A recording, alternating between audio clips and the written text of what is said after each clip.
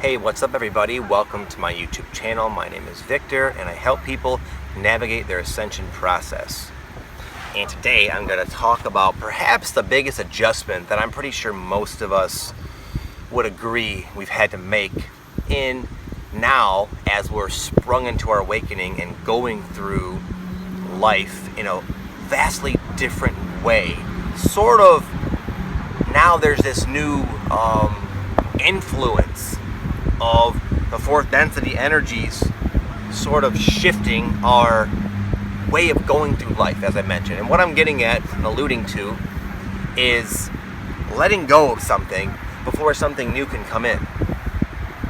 Sounds simple, sounds sort of intuitive, but we don't tend to do things that way as a species. We like to hold on to one thing, get the next thing, and then we're content and comfortable and safe to let that second thing go.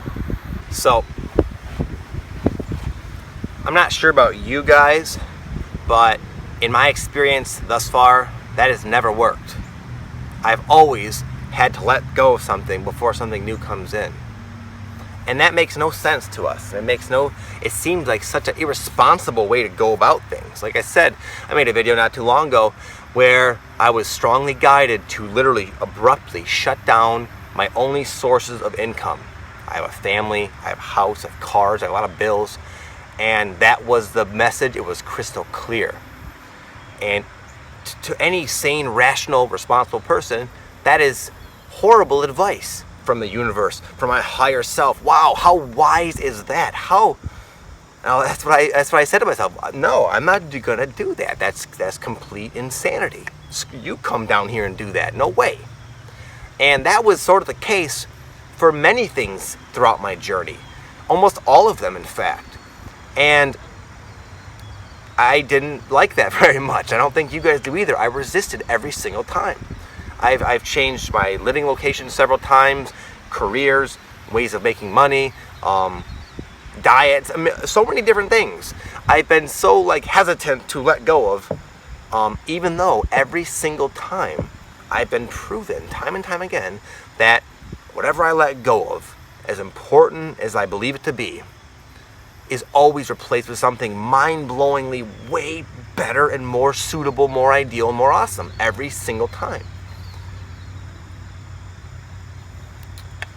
I suspect a lot of you guys might start to be confronted with these sort of dilemmas. Perhaps you have a job and you need that job. You have an apartment, you got to pay the bills, kind of like I did, and your job is just starting to break down. You're starting to realize, for one, you hate it and you don't want to be doing that. You have a sense of a higher purpose you want to go and fulfill, but it's not time yet. You're not ready yet. You don't have all the pieces, ducks in a row yet. And yet this thing is starting to break down your job, and you're like, oh my God, this is nuts. I'm not ready yet. No. I know I want this, but I'm not ready yet. This is too much. My advice is to just carefully blend your own intellect with your perception of the energy. I don't have anything real easy to offer you guys. These are not easy dilemmas that we become faced with. That's why we're in the process of becoming not like adequate human beings. We're in the school of mastery. Your awakening is making you a freaking master, and masters are incredibly expansive, incredibly perceptive, and can discern these little subtleties and paradoxical ways of going through life and balancing polarity. So it's not easy. Our little rational egoic mind says, well, I want a 3-step formula.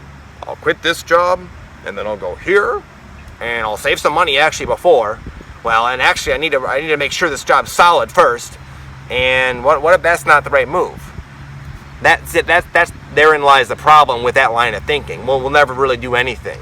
We want acceleration. We want more rapid manifestation. Well, here you go. It's how it works. I don't like it any more than you, but I'm starting to trust it more and more, to be honest. Because again, it's just proven itself to me so many times that I'm more willing to let go of things. And I'm so happy I had that one situation where I had to let go of a job or my businesses and whatnot, even though it seemed like the stupidest thing anyone could ever do, it's somehow worked out for me.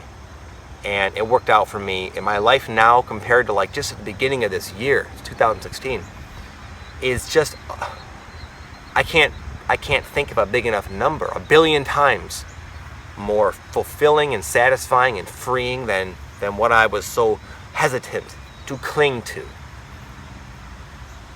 So hopefully, perhaps you can gain a little motivation from that. But again, here's the caveat, guys. Again, it's not easy, because sometimes our perception of the energy is wrong, and we learn that. And sometimes an issue with the situation doesn't mean you gotta just let it go right away and run this way. It means make a little adjustment, and then it'll work out just fine. And only in time, only in experience will you be able to tell the difference, because it seems very similar. There starts to become an acceleration of issues and problems when you're sticking around where you don't belong anymore. That's no longer a vibrational match.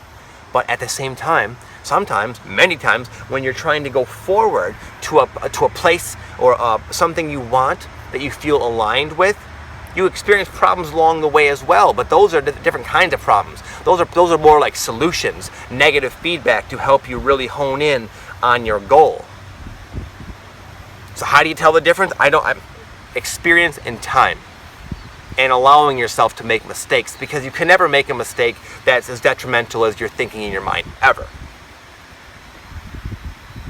And in fact, when confronted with that situation about losing my businesses, I had some time to really think about, what am I really afraid of? Because the fear was intense, man. I was like, what?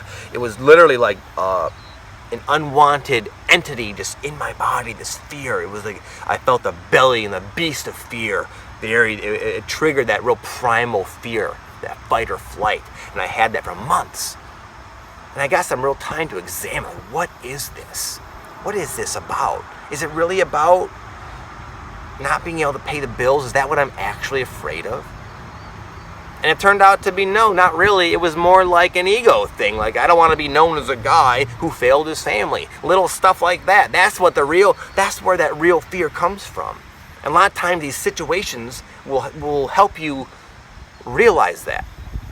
And in realizing that and then dealing with it, because you realize that, wow, I'm doing the best I can as a human being, and that's all I can do. You don't have to carry around that burden of being a perfect human being.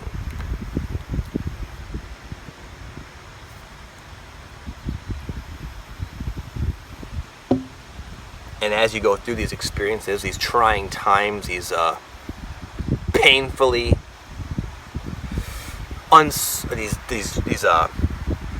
these like fine line type dilemmas I'm talking about, and go through them and come out on the other side, as you all will and you always do, and it's going to be fine. You have such a hardness about you, not in a resistant shying away about you, but a genuine strength, to where other little minor day-to-day issues seem much less significant to you. And you will credit that persevering, courageous, lion-like energy to those really difficult experiences that you really were hoping to skip over. Don't skip over them, guys. Learn as much as you possibly can from them, because it is those that is going to shape you into being the master that you know yourself to be. A master worthy of walking around in this earth plane, assisting humanity the way you know in your soul you came here to do.